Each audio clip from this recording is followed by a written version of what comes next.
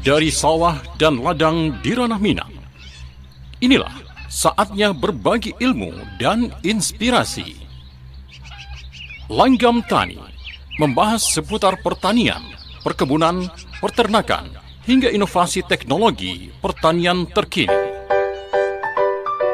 Langgam Tani membahas seputar pertanian, perkebunan, peternakan, hingga inovasi teknologi peternakan terkini. Mari berbagi pengalaman, bertanya langsung pada narasumber yang berkompeten, dan temukan solusi untuk tantangan pertanian di masa kini. Hanya di Langgam Tani, sahabat petani, mitra negeri.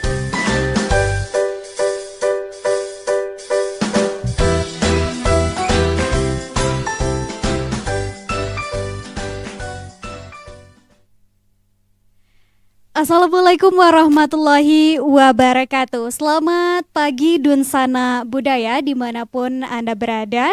Senang sekali saya siswa Gusria MS kembali hadir menyapa Dunsana di acara Langgam Tani, program yang menghadirkan inspirasi, inovasi, dan juga solusi untuk pertanian kita hari ini. Dunsana Budaya, hari ini keterbatasan lahan seringkali menjadi tantangan utama ya dalam memenuhi kebutuhan pangan, terutama di wilayah perkotaan dan wilayah yang punya kepadatan penduduk yang cukup tinggi. Namun, di balik keterbatasan tersebut justru muncul peluang, muncul inovasi dan juga kreativitas Dunsana. Tentunya dengan teknik yang tepat, dengan kreativitas dan juga dukungan ilmu pengetahuan, lahan sempit ini bisa disulap menjadi sumber pangan yang produktif, bernilai ekonomi, dan berkelanjutan. Nah, untuk membahas hal ini, Dunsana Budaya, hari ini di Langgam Tani, kita sudah menghadirkan dua narasumber yang kompeten di bidangnya yang nanti akan berbagi mengenai inovasi ya terkait dengan lahan sempit ini Dunsana. Sudah hadir di studio RRI Bukit Tinggi ada Bapak Jani Zirman STMSI selaku Kabid Tanaman Pangan, Perkebunan dan Hortikultura. Selamat pagi Bapak. Selamat pagi Bu Siswa. Iya, sehat Pak? Alhamdulillah. Alhamdulillah, sehat ya Pak ya. Dan juga ada Ibu Lia Arvania SPMSI selaku fungsional pengawas mutu hasil pertanian. Selamat pagi Ibu. Selamat pagi Bu Siswa. Gimana kabarnya Ibu? Alhamdulillah. Alhamdulillah. Pak Jani dan juga Ibu Lia sudah siap berbagi hari ini dengan Dunsana Budaya yang barangkali ini sebagian besar juga banyak yang bertani begitu. Siap. Ya, baik. Dan sebelumnya siswa mengucapkan selamat datang di RRI Bukit Tinggi, Bapak dan juga Ibu. Terima kasih sudah meluangkan waktunya untuk hadir di acara Langgam Tani. Nah, kalau kita bicara soal lahan sempit ya, Bapak Jani dan juga Ibu Lia, ini sebenarnya bukan hanya persoalan teknis di lapangan ya, Bapak Ibu, tapi juga berkaitan dengan isu besar yaitu ketahanan pangan nasional, dan pemerintah pusat saat ini juga memprioritaskan ketahanan pangan ini melalui peningkatan ketersediaan, akses dan juga kualitas pangan. Nah, bagaimana peran optimalisasi lahan sempit ini dalam mendukung agenda tersebut? Boleh Bapak Jani dulu? Ya, makasih Bu Siswa. Pemirsa RRI yang budiman, perlu kami sampaikan bahwa masalah lahan sempit masih menjadi PR bagi kita semua. Iya. Kenapa? Karena seiring dengan perkembangan zaman, maka lahan ini merupakan suatu hal yang harus jadi perhatian kita bersama. Kita tahu bahwa berdasarkan SK Menteri Agraria tahun 2024, bahwa lahan baku sawah Kota Bukit Tinggi itu berjumlah seluas 376 hektar. Yeah. Nah, ini tahun 2024. Nah, kita dari tahun 2024 sampai sekarang itu pasti terjadi pengurangan lahan ini. Nah, lahan ini sangat penting karena berhubungan dengan swasembada tadi Bu Siswa. Dan pemerintah sekarang sangat konsen masalah swasembada pangan.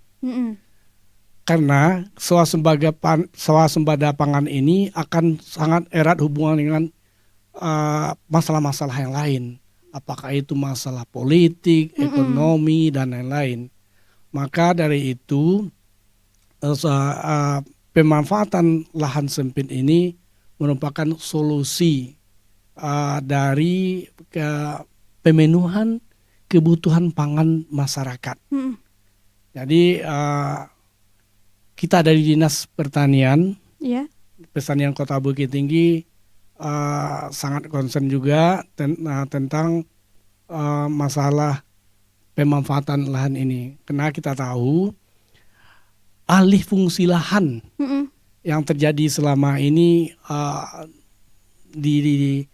disebabkan beberapa faktor. Yang pertama adalah pertumbuhan penduduk. 5 tahun terakhir jumlah penduduk Kota Bukit Tinggi angka pertumbuhannya 1,7%. Jadi maka dari itu kebutuhan akan lahan akan sangat tinggi. Itu yang pertama. Yang kedua, kita tahu daerah kita ini adalah daerah pariwisata. Betul. Daerah pariwisata. Maka kebutuhan akan penunjang pariwisata. Apakah itu ruko, toko, restoran. Dan restoran, termasuk restoran. Restoran sekarang menjamur di mana-mana. Betul. Ini salah satu juga faktor berkurangnya lahan kita. Itu yang kedua. Yang ketiga, nilai jualnya. Nilai jual dari lahan kita sangat tinggi. Jadi kalau secara ekonomis dijual atau dikontrakkan nilainya lebih tinggi daripada digarap jadi lahan pertanian. Itu yang kita khawatirkan. Itu yang terakhir, adanya pembagian warisan. Nah, kalau warisan itu telah dibagi kepada anggota keluarga, dijadikan sertifikat baru, maka efeknya pada lahan pertanian kita makin berkurang. Dialihfungsikan. Dialihfungsikan. Ya, Pak, ya? Nah, baik. Nah, kalau kita melihat kondisi saat ini, bagaimana kondisi lahan pertanian Kota Bukit Tinggi hari ini, Pak? Kondisi lahan pertanian kita semakin hari semakin berkurang. Jadi kita tidak bisa menstopnya karena kebutuhan tadi, jumlah penduduk yang makin tinggi, tingkat hunian juga, kebutuhan akan kantor dan lain-lain juga tinggi, maka makin hari makin berkurang. Di tahun 2019 itu lahan baku sawah kita ada sekitar 384. Jadi ada pengurangan 8 hektar itu. Nah, kalau kita ukur sekarang juga pasti akan masih berkurang. Nah, jadi bagaimana caranya? Pemerintah telah mengeluarkan peraturan presiden. Peraturan Presiden nomor 4 tahun 2026 tentang pengendalian alih fungsi lahan sawah, pengendalian alih fungsi lahan sawah.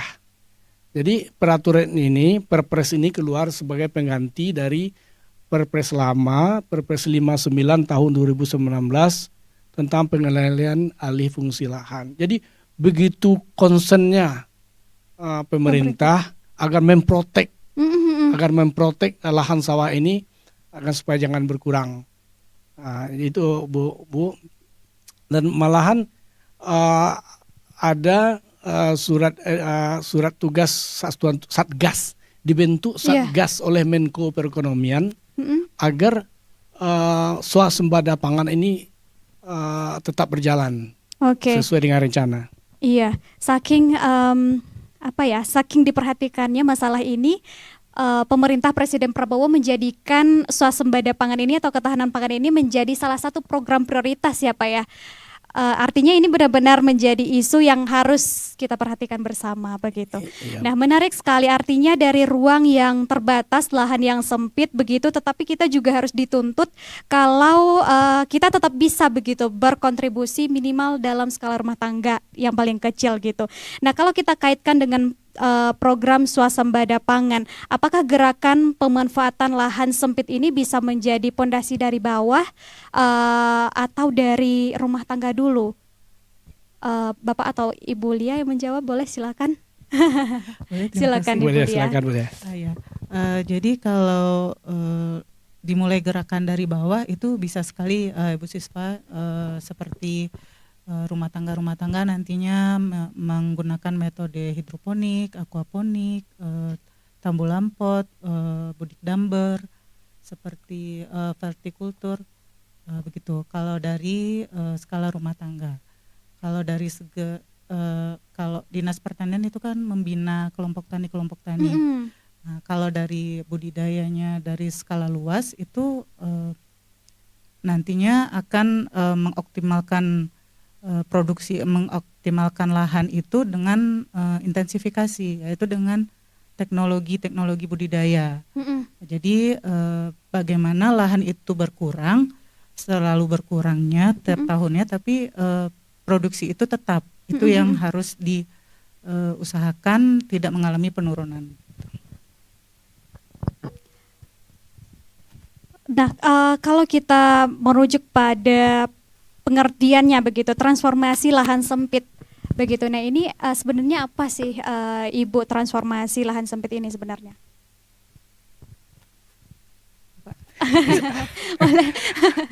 Jadi transformasi lahan sempit itu adalah inovasi, kreativitas. Jadi kreativitas dari kita semua untuk memanfaatkan lahan sempit yang ada di sekitar kita. Jadi kita semua berkewajiban untuk melaksanakan program, kalau dalam istilahnya urban farming ini, Bu. Urban farming. Jadi masyarakat ikut serta untuk melaksanakan pemanfaatan lahan sempit. Karena kalau kita mengharapkan lahan yang besar itu makin lama berkurang, nah ada cara kita lakukan inovasi untuk memanfaatkan lahan sempit ini. Nah, Bapak Ibu yang kami hormati, pemirsa RRI semua, jadi kita tidak kehilangan akal dan kebutuhan untuk pangan kita, kebutuhan sehari-hari kita tetap terjaga. Jadi bagaimana caranya? Caranya itu disampaikan oleh Bu Lia tadi berbagai macam. Nah, dengan peralatan seadanya, dengan biaya seadanya, kita bisa melakukan itu. Dari berbagai aspek pun kita banyak keuntungan. Pertama secara ekonomis. Secara ekonomisnya masyarakat atau kita sendiri jelas menghemat pengeluaran. Bisa juga menciptakan lapangan kerja. Dengan kegiatan seperti ini. Yang selanjutnya adalah secara estetiknya juga bagus. Ruangan kita itu jadi hijau berwarna-warni. Ada misalnya kita tanam hias di rumah kita kan bagus. Terus selanjutnya bisa juga sebagai guru. Kenapa guru? Kok bisa guru? Begini. Kita guru itu maksudnya begini. Kalau kita sebagai orang tua melaksanakan pekerjaan seperti itu, memanfaatkan waktu luang, kan bisa bagi contoh bagi anak-anak kita bahwa ingatan anak-anak kita suatu saat nanti, apakah itu 20 tahun yang akan datang, 30 tahun yang akan datang, dia akan ingat orang tua saya seperti ini dulu. Maka ilmu ini akan menjadi turun-temurun bagi generasi kita. Jadi solusinya transformasi ini inovasi kita sendiri. Inovasi, kuncinya inovasi ya Pak ya? meskipun lahannya terbatas begitu ya, tetapi dengan ada inovasi, apalagi sekarang di zaman teknologi yang sudah canggih begitu, lahan sempit sepertinya tidak menjadi permasalahan lagi karena sudah ada nih inovasi-inovasi, tinggal masyarakatnya mau atau tidak begitu ya Bu ya. Nah, bagaimana nih Ibu Lia, masyarakat pemula itu bisa memulai transformasi lahan sempit minimal di skala rumah tangganya dulu? Bisa salah satunya itu dengan hidroponik. Hidroponik? Kalau misalnya biaya untuk membuat instalasi itu cukup tinggi, bisa dimulai dengan metode wick system sumbu. Jadi dengan botol aqua, botol aqua itu digunakan nanti dengan kita bagi dua gitu kan. Nanti air hidroponik itu kan menanam tanpa tanah. Jadi dengan menggunakan air saja kita bisa menumbuhkan sayuran-sayuran. Jadi nantinya tanpa lahan yang besar pun kita bisa berbudidaya sayuran. Jadi dengan metode hanya dengan beberapa botol kita bisa menanam sayuran-sayuran yang kita inginkan untuk sebagai konsumsi kita di rumah tangga. Kalau punya sedikit dana lebih lagi, bisa kita menggunakan paralon yang kita tempelkan di pagar atau dinding-dinding pagar, itu berupa sayuran-sayuran juga, atau buah-buahan juga bisa dengan melalui ember-ember, kayak gitu. Oke, baik, menarik sekali Bu Lia, Pak Jani, dan Dunsana Budaya. Nanti kita akan bahas lebih dalam lagi mengenai tanaman apa saja yang bisa ditanam begitu ya melalui teknik-teknik inovasi tadi begitu ya Pak ya, supaya kita nih masyarakat bisa memanfaatkan setiap jengkal lahan yang kita miliki begitu. Baik, Dunsana Budaya, tetaplah bersama Pro4 RRI Bukit Tinggi di Langgam Tani. Kita break sejenak. RRI Digital dengan tampilan baru, berbagai konten kolaborasi dari berbagai program nasional, termasuk siaran visual langsung, siaran radio langsung, daftar putar musik, podcast, berita video, dan berbagai fitur interaksi pengguna dalam permainan. Berbagai konten menarik seperti suka, komentar, dan berbagi, serta obrolan langsung dengan penyiar dan pengguna. Pesan langsung dan fasilitas obrolan pribadi antara pengguna aplikasi juga tersedia. RRI Digital tersedia di Google Store dan App Store. RRI Digital.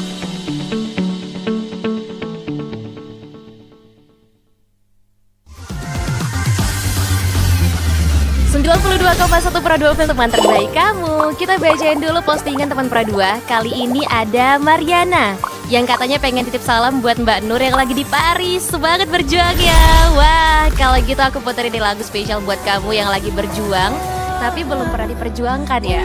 Oui, allô, excusez-moi, je suis dehors. Ada Mariana yang katanya pengen titip salam buat Mbak Nur yang lagi di Paris. Semangat berjuang ya. Wah, Mar, aku krungu lo salamu.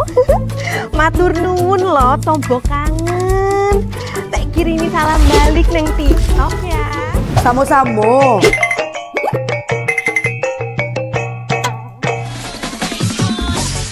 Bundo, jangan main TikTok tarui.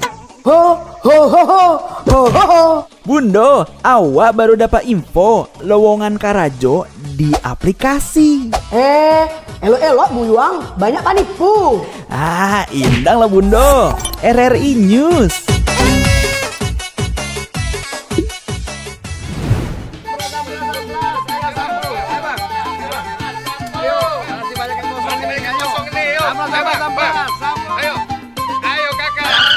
Nyanyi lagu apa kita, Pace? RRI Digital saja toh.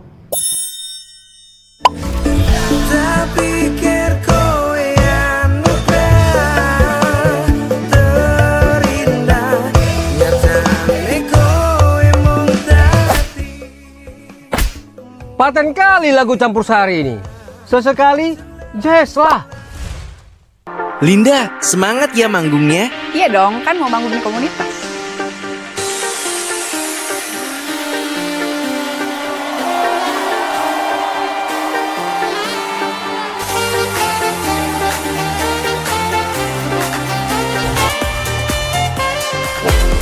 RRI ada di berbagai platform. Sekarang banyak cara menikmati RRI.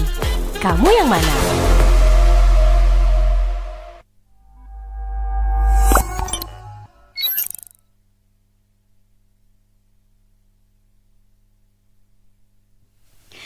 Iya, kita kembali lagi di Langgam Tani Dunsana Budaya.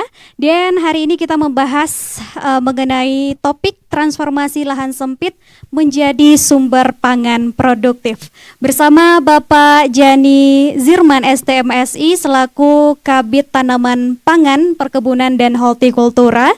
Dan juga ada Ibu Lia Arvania SPMSI selaku Fungsional Pengawas Mutu Hasil Pertanian. Baik, Bapak Jani dan juga Ibu Lia, kita lanjutkan pembahasan yang sempat terpotong tadi ya. Tadi Ibu Lia juga sudah menjelaskan terkait sebuah inovasi ya, Bu Lia. Nah, sebenarnya tanaman apa saja Bu yang bisa ditanam atau dikelola oleh masyarakat untuk mengatasi lahan sempit ini? Sebenarnya semua tanaman bisa ya Bu, cuma karena kan kalau tanaman tua seperti tanaman buah itu kan waktunya lama untuk mendapatkan hasil.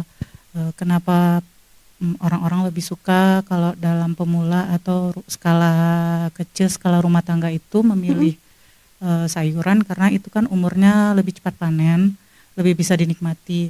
Karena kadang-kadang kalau untuk skala rumah tangga ini orang kadang-kadang ini ada buahnya atau enggak ya, nah, nunggu kayak gitu. Yeah. Jadi kadang-kadang baru umur 1 tahun atau 2 tahun jadinya tidak dipelihara lagi karena masih ini kayaknya enggak jadi deh, kayak gitu. Jadi kalau sayuran itu kan umurnya 20 hari sudah bisa panen, ya, 30 hari. Jadi mereka pada umumnya pemula lebih memilih untuk sayuran atau dalam skala rumah tangga, kayak gitu. Kalau untuk jenis sayuran, nah ini jenis sayuran apa aja nih Bu yang bisa ditanam dengan sistem hidroponik tadi ya Bu ya? Kalau sayuran itu sayuran daun sih pada umumnya seperti kangkung, bayam, pokcoy, kailan itu juga bisa, selada, apa lagi ya? Seledri juga bisa ya. Yang umurnya masih sawi juga bisa, caisin yang sawi pahit itu, yang umurnya relatif 30 sampai 50 hari paling lama itu biasanya itu digunakan untuk hidroponik. Nah, biasanya faktor apa nih Bu Lia yang harus diperhatikan oleh masyarakat untuk keberhasilan budidaya sayuran atau budidaya pangan di lahan yang sempit tadi? Baik, kalau untuk terkadang kan ada yang tidak menggunakan sistem hidroponik. Kalau untuk di lahan yang pekarangan atau lahannya ada di sebelah rumah itu ada beberapa meter, itu harus diperhatikan dulu pengolahan tanahnya. Terus habis itu pemilihan bibitnya. Bibitnya itu kalau bisa kan bibitnya bersertifikat atau bibit unggul, dengan nanti setelah bibitnya dipenuhi unggul gitu kan, lalu dengan memperhatikan pemupukan yang berimbang. Kalau untuk hidroponik berarti nutrisinya, karena kan dia tidak ada tanah, otomatis menggunakan air itu harus kita berikan nutrisi untuk mendukung pertumbuhan tanaman tersebut. Lalu dengan pengendalian hama, terkadang memang hama kalau untuk hidroponik itu agak berkurang karena kita kondisikan dia dalam keadaan tertutup. Cuma kalau untuk skala rumah tangga itu kan biasanya dalam bentuk botol-botol plastik atau paralon-paralon yang ditempelkan di dinding itu kan tidak ada greenhouse-nya, jadi rentan terkena hama-hama. Nah ketika itu nanti pengendaliannya bisa menggunakan pestisida nabati atau langsung ambil, kalau misalnya ada ulat langsung diambil, biar tidak sayuran kita tidak dimakan habis. Oke. Nah kalau untuk kesalahan nih, terutama bagi pemula dalam sistem apa tadi hidroponik misalkan gitu, apa kesalahan yang sering dilakukan oleh petani pemula? Biasanya itu dengan mengabaikan teknis-teknis budidaya, ya seperti pemupukan itu tidak memperhatikan dosis. Misalnya dosisnya kalau untuk hidroponik ya, misalnya itu kalau minggu pertama itu butuhnya 900 ppm. Nah, kita terlalu rendah memberikannya atau terlalu tinggi. Nah, itu mengakibatkan pertumbuhan yang tidak optimal. Begitu. Terus misalnya kalau untuk hidroponik itu kan nutrisinya harus dicek itu 1-2 hari apakah nutrisinya itu masih ada airnya. Airnya itu masih ada apa tidak. Terkadang kita karena tidak terbiasa menggunakan hidroponik itu lupa mengecek airnya. Jadi airnya itu sudah habis, jadi paralon atau botol-botolnya itu tidak ada lagi air. Nah, itu biasanya itu. Lalu kalau kesalahan itu pencahayaan. Pencahayaannya kadang-kadang walaupun hidroponik tetap butuh cahaya. Tidak bisa juga serta-merta diletakkan di dalam rumah karena kan cahaya itu dibutuhkan untuk fotosintesis juga. Iya. Nah, gimana Bu kita bisa memastikan begitu dan menjaga mutu dan kualitas tanaman kita ini atau sayuran kita ini tetap terjaga walaupun ditanam di lahan yang sempit? Saya rasa kalau sudah memperhatikan dosis, sudah memperhatikan pencahayaannya, pengelolaan airnya, pengendalian hamanya, dan pasca panen dan pasca panen itu juga harus diperhatikan. Kalau itu rasanya kalau sudah diperhatikan semuanya itu kemungkinan untuk gagal sedikit. Ya biasanya kan masyarakat karena terbiasanya menanam itu di tanah dan hidroponik ini inovasi yang baru jadi lupa ya Bu ya, terutama tadi yang nutrisi begitu. Tapi itu kalau nutrisi sendiri kan itu biasanya kan ada yang menyediakan di toko tani. Tapi kalau seandainya itu agak lebih mahal, itu bisa dibikin sendiri kok dari pupuk-pupuk NPK. Gitu. Dari bisa karena kan yang penting dalam pertumbuhan itu ada unsur makronya, ada unsur mikronya seperti NPK seperti itu. Oke. Bisa saya tambahkan? Boleh, silakan Pak. Secara non teknis Bu Lia tadi telah menjelaskan secara teknis, tapi secara non teknis pemirsa sekalian yang sering kita temui adalah ketidaksabaran. Jadi kita kalau petani, apalagi yang pemula, gagal saja sedikit, udah menyerah. Jadi kita tidak sabar. Kita ingin instan, ingin cepat, ingin produksinya lebih tinggi, hasilnya lebih bagus. Kalau dipasarkan harus cepat terjual. Jadi kesabaran itu yang secara non teknis yang harus kita perhatikan juga. Yang kedua adalah disiplin. Kita tidak disiplin menentukan atau melaksanakan urutan-urutan pekerjaan itu. Misalnya pemupukannya hari itu jam sekian, kita tidak disiplin. Jadi masalah-masalah non teknis ini yang sering menyebabkan kegagalan. Sedangkan keberhasilan itu kan dicoba beberapa kali gagal baru berhasil. Kita kan maunya instan langsung berhasil. Pengen petik langsung. Jadi itu Bu yang kami temui di lapangan, masalah non teknis juga berpengaruh pada keberhasilan di suatu produk itu. Oke, baik. Apa strategi pemerintah daerah dalam hal ini Dinas Pertanian begitu dalam mendorong masyarakat Bukit Tinggi agar memanfaatkan lahan sempit seperti pekarangan, kemudian balkon ataupun rooftop begitu?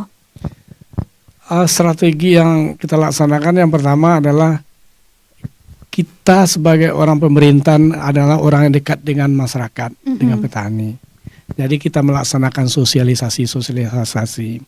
Nah di tempat kita kan ada 12 orang penyuluh pertanian. Jadi penyuluh pertanian inilah garda terdepan melaksanakan sosialisasi ke masyarakat. Mereka yang tahu apa kendala di masyarakat, apa obat atau solusi yang harus kita laksanakan. Itu yang pertama, sosialisasi. Yang kedua, kita menyediakan anggaran. berupa bantuan benih, bantuan obat-obatan ke masyarakat. Jadi setiap tahun di dalam APBD kita dianggarkan biaya untuk pembelian bibit dan lain-lain. Terus kita juga melaksanakan, kita sebagai orang pertanian itu open dengan masyarakat. Kapanpun diminta, kapanpun ditelepon, kita siap membantu masyarakat.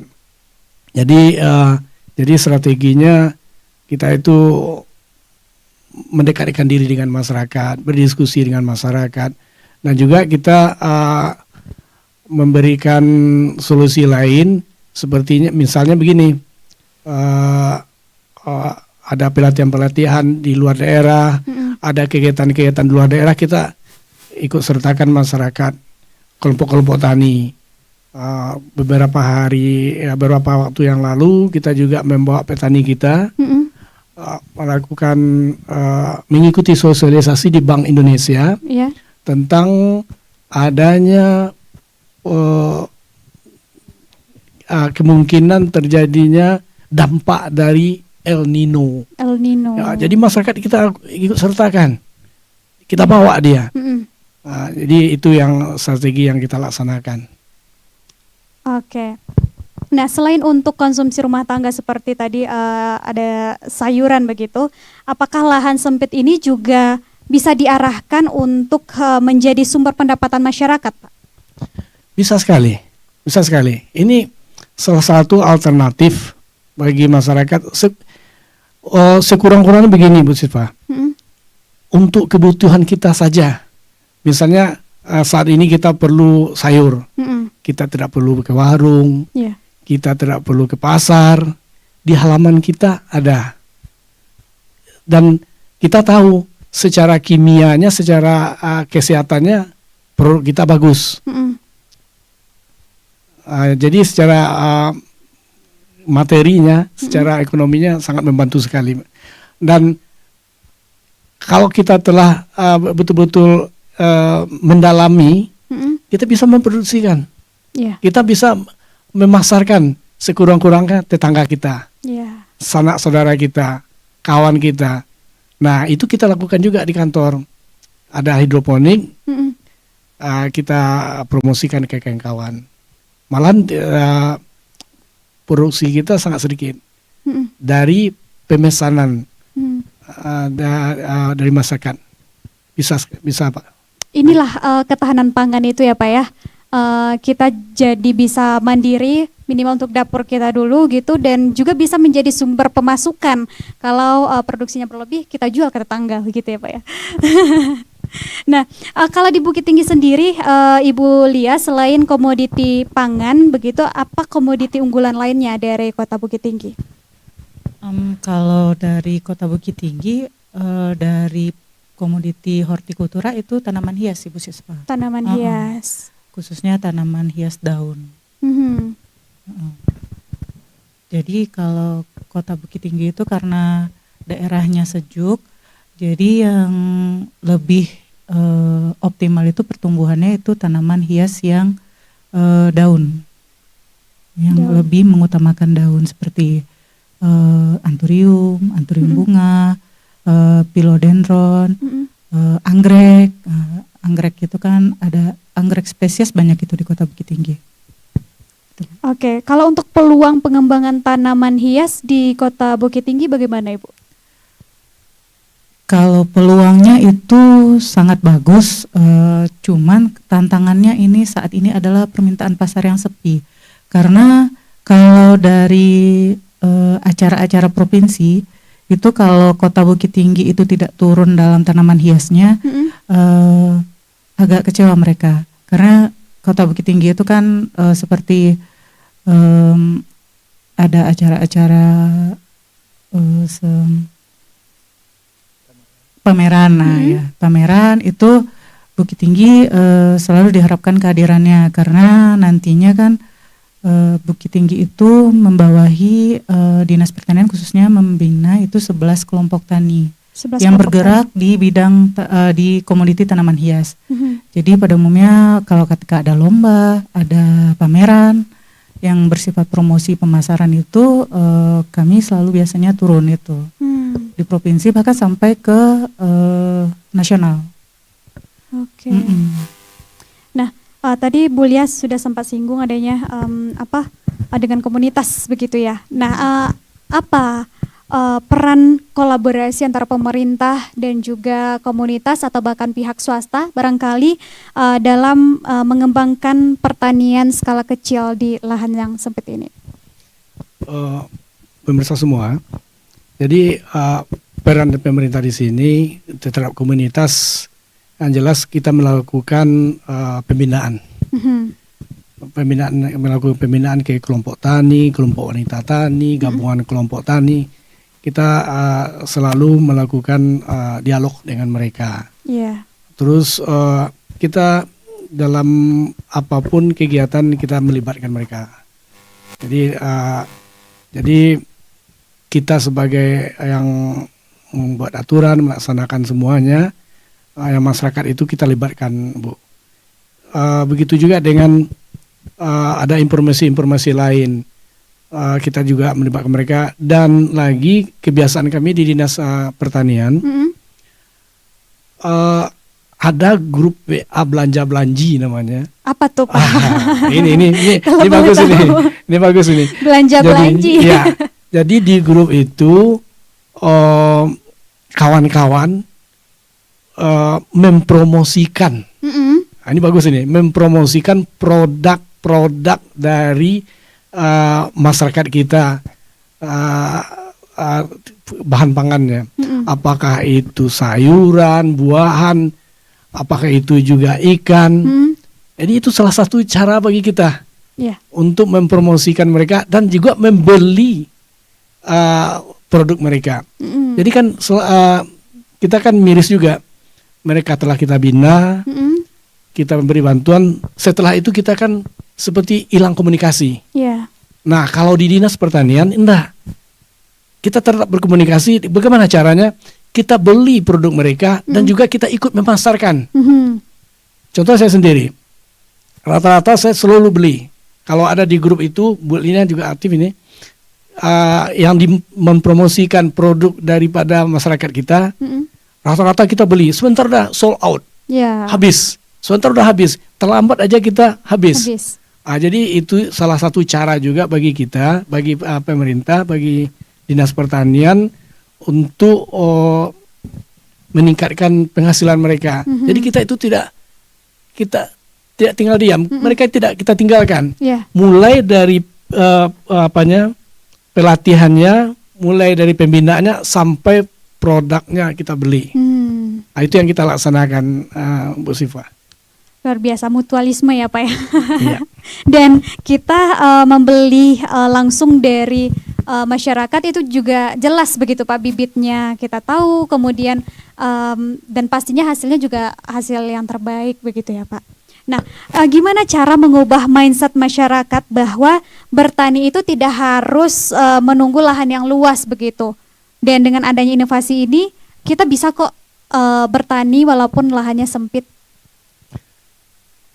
Kalau Bu Lia, boleh dua-duanya, Bu Lia juga nanti boleh menambahkan. Kalau merubah mindset, langkah yang paling tepat adalah kita melaksanakan. Contoh saya sendiri, di pekarangan saya juga menanam loh Bu. Di halaman rumah itu ada bawang merah, ada jambu, ada kangkung, ada lain-lain. Jadi merubah mindset itu kita sebagai orang pemerintahan bukan hanya ngomong-ngomong saja, kita juga melaksanakan. Dan kami juga nanti mungkin bisa memberikan masukan kepada pimpinan bahwa setiap rumah orang pegawai Dinas Pertanian ini harus ada itu. Itu merubah mindset yang pertama. Contoh, kan kalau memberikan contoh kan lebih terukur daripada kita hanya ngomong saja, berbicara saja, teori saja. Jadi itu salah satu merubah mindset yang pertama. Yang kedua tadi kami juga selalu dekat dengan mereka, memberikan contoh-contoh. Kalau dulu mereka juga kita bawa memberikan percontohan kepada daerah lain, kelompok tani, kelompok wanita tani dibawa studi tour lah, studi banding lah ke daerah sekitar, nggak jauh-jauh Bu. Mungkin bisa jadi ke Solo, ke Payakumbuh dan lain-lain. Jadi mereka kan terbuka, terbuka ingatan mereka bahwa oh begini loh. Ini harus kita contoh, ini kita contoh. Itu mungkin. Atau Bu Lia bisa menambahkan, silakan. Ya, sejalan dengan yang dikatakan oleh Pak Jani tadi, ya salah satunya dengan memberikan contoh, mulai dari kami selaku pembina kan, jadi kita harus memberikan contoh apa yang udah kita lakukan, seperti itu. Paling tidak seminimal-minimalnya itu nanti ada di percontohannya di dinas. Jadi ketika masyarakat yang datang ke dinas, itu kan banyak yang kelompok tani, dasawisma atau masyarakat pada umumnya yang datang menanyakan bibit atau cara bercocok tanam. Nanti kan bisa melihat semacam demplot itu kan, semacam percontohan dari dinas. Wah bagus ya, ini bagaimana ya cara tanamnya. Itu salah satu mengubah mindset. Yang kedua ya harus memberikan sosialisasi dan pembinaan bahwa bertani itu tidak susah, bertani itu tidak selalu gagal, bertani itu bisa kok dengan biaya yang sedikit kita bisa menghasilkan yang dalam jumlah banyak. Iya. Okay. Petani banyak yang kaya juga Bu. Iya. Setuju. Sepakat Pak. Terakhir nih Pak, apa pesan Pak Jani terhadap generasi muda sekarang? Dari kami untuk generasi muda, apapun pekerjaan, terutama untuk petani adalah pekerjaan yang sangat bagus, mempunyai prospek yang sangat bagus ke depannya. Kenapa? Karena dengan bertani itu kita banyak mendapatkan hal-hal yang baru. Kenapa? Karena di dalam bertani itu selalu saja ada ilmu-ilmu baru. Nah, jadi bagi generasi muda, dan terus jangan berpikiran bahwa petani itu bagi generasi muda, petani itu langsung ke lapangan, langsung kotor-kotoran, bukan begitu juga. Petani, anak generasi muda sekarang dengan ilmunya, dengan pengetahuannya yang up to date, mereka bisa dengan cara memakai teknologi. Apakah itu teknologi? Misalnya begini, mereka membuat timer untuk waktu pemupukan. Nah, sudah selesai. Nah, mereka juga bisa dalam pemasaran juga, generasi muda harus ikut andil dalam pertanian. Apakah e-commerce namanya, apakah itu pemasaran untuk melihat stok di gudang misalnya dengan memakai IT, itu salah satu cara bagi generasi muda untuk ikut terlibat dalam hal-hal yang berhubungan dengan pertanian. Jadi jangan merasa bahwa jauh-jauh sekolah jadi petani, bukan begitu juga. Banyak petani yang sukses. Iya betul. Nah, jadi dan bagi generasi muda silakan. Bertani saat ini bukan sesuatu yang kotor-kotoran lagi ya Pak ya, bukan sesuatu yang kuno gitu. Tapi dengan pertanian, apalagi dengan memanfaatkan teknologi, pertanian ini bisa menjadi salah satu pekerjaan atau profesi yang sangat menguntungkan juga gitu. Baik, Dunsana Budaya, itulah tadi perbincangan kita hari ini. Kita belajar bahwa keterbatasan lahan ini bukanlah penghalang ya Dunsana, melainkan peluang untuk berinovasi. Dengan pengetahuan, kemampuan begitu dan juga kemauan, dan dilengkapi dengan teknik yang tepat, lahan sempit ini bisa kita jadikan sebagai sumber pangan yang produktif dan bernilai ekonomi. Terima kasih Bapak Jani dan Ibu Lia yang sudah berbagi pengetahuan dan pengalamannya. Semoga apa yang kita bahas hari ini bisa memberikan manfaat dan mendorong kita semua untuk bisa memanfaatkan setiap jengkal lahan yang kita miliki. Terima kasih Dunsana Budaya. Saya Siswa Gusria MS bersama kru RRI Bukit Tinggi yang bertugas pamit undur diri. Wassalamualaikum warahmatullahi wabarakatuh.